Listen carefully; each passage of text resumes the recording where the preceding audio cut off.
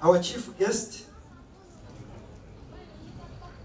the Chancellor, Dr. Joe Bagawa, representing Chancellor Professor Rumanzi Mukadas, the Chairman of the Board, Mosi Mukembo, and the Board of Governors present, Gundo Bruce and others, teaching staff of API, graduates, parents and guardians, our neighbors and well-wishers of API, you are most welcome to this occasion.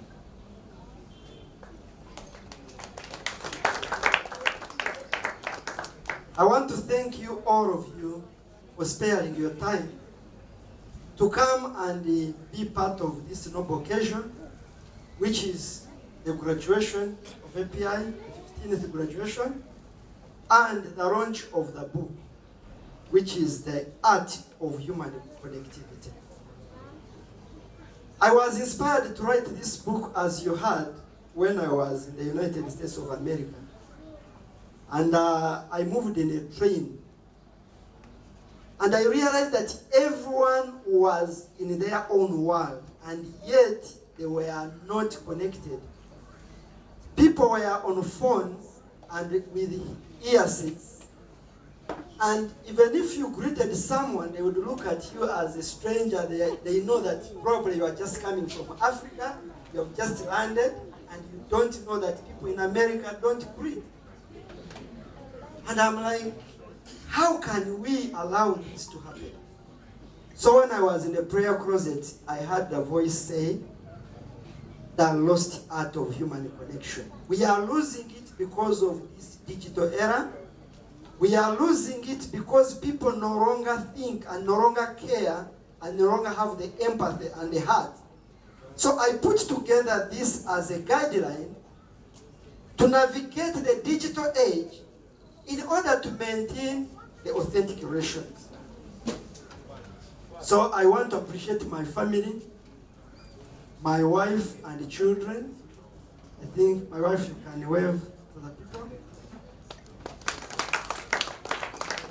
And the family. They have inspired me to write, because sometimes I wake up in the middle of the night, I'm like, yes, I have something to write. I'm in the shower room and I open, immediately something drops into my mind.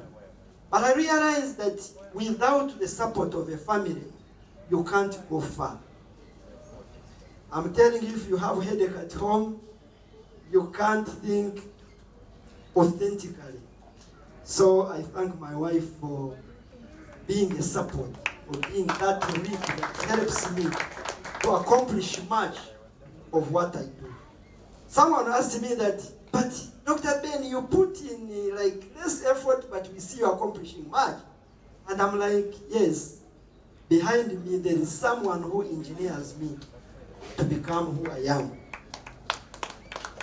So I want to acknowledge her. Last year, we were in this same ground. We launched a book that I had written for 10 years, which is called Beating the Odds, the Unlimited Key to Success. This book has become, I would say, number one, the best-selling author in Uganda, Kenya, and South Sudan. Then abroad, I launched this book in the US at River City Church. Every time they call me that they need copies. So the man who worked on them, the publishing company that worked on them, kept on telling me that you need to add in more money because you are making a lot of sales from this book. But I want to say it is not the sales that are in this book, but it's the content of the book that is attracting people to buy it, because it is helping them day by day. So I would encourage you, if you can also get a copy of the book that we launched last year, your life will be transformed for real. Our graduates, I want to congratulate you once again for this milestone. You have come a long way. Me, I have my PhD thesis was education in hard-to-reach Africa. And I just concentrated on people who have less privilege, like the person from Kenya mentioned, who have less privilege to education. So we went to deep in Garissa. Garissa is in northeastern Kenya. It's a place whereby it is predominantly Somalis. And they had only one university, which was even just a branch. It was Kenyatta University. So when I reached there, I realized that very few people would qualify to go for the degree or to go for the programs that were offered at Kenyatta University. So I was inspired that I should introduce courses from certificate level whereby someone can progress from certificate to diploma and then they advance to bachelor's degree. So nothing can limit you from the level you are in.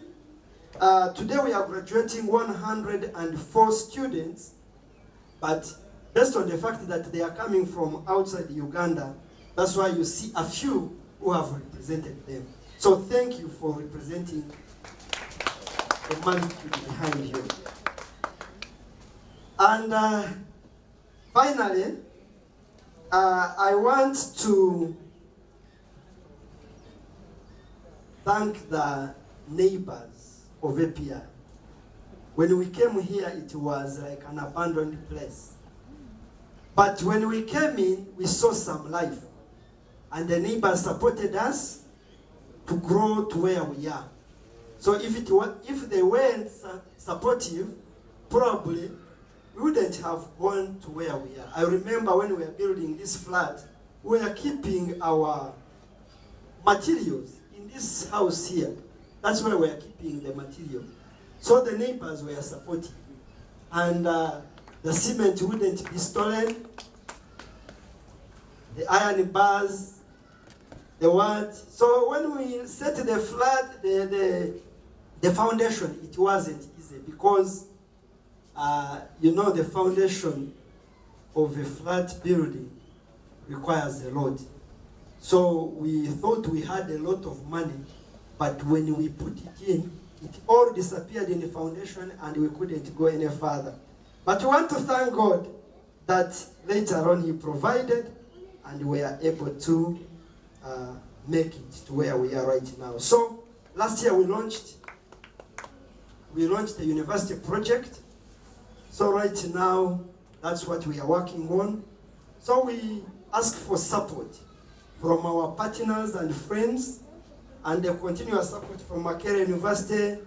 Dr. Joab, when you go back, you mentioned this to Professor and people around, because Professor right now, we are happy that he's now the Deputy VC, and we know that he's climbing the ladders to become the Chancellor, so that we can become a fully fledged affiliate of Makerere. That's our desire. So please, if you get a chance, tell them that we want to be like you. Someone who said, when I grow up, I want to be like you. You need to be having a role model whom you follow. So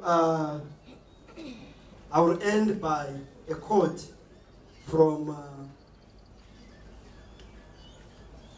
Abraham Lincoln. Most of us are saying that the economy is hard and things are not working out the way we expect them. And we are like having a pity party. But I want to encourage you that there is something you can always do for your nation. There is something that you can always do for your community. So it begins with you. Like you graduates who have just graduated, please, when you go back to your respective countries, your respective communities, it's you to transform it. The strapline of Africa Population Institute is transforming generations.